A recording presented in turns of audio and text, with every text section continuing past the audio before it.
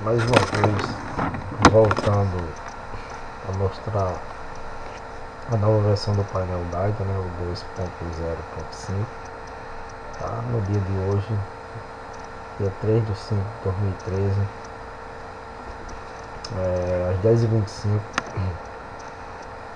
houve um padrão de entrada aqui, né, onde quem já acompanha sabe que essa formação aqui tem que existir, né? Resiste a entrada sim, e sinal de compra. Aqui gera uma entrada pelo preço de, nesse momento, de 17,48, né? Isso às 10h25. Vamos ver o que aconteceu aqui. Às 12h15, o papel foi 17,81, tá? Onde deu entrada a 17,48 e 17,81, um belo ganho, se tivéssemos entrado. Vamos ver se tem a situação aqui. Semilho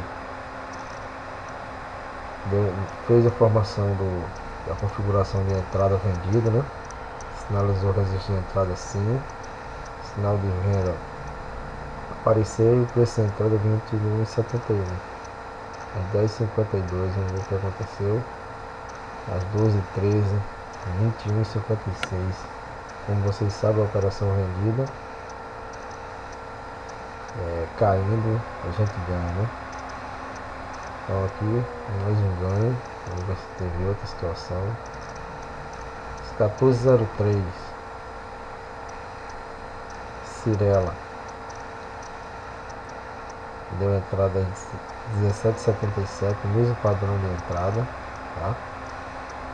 17,77, onde no início do pregão ela tinha feito o padrão de entrada comprado, que deu ganho, e agora está formando um padrão de entrada vendido, a 17,77. O que aconteceu? 17,64. Com isso, mais um ganho. Para finalizar, não tem mistério, tá? A planilha, ela sinaliza o padrão, ela sinaliza através dessas três situações aqui preenchidas como entrada, tá?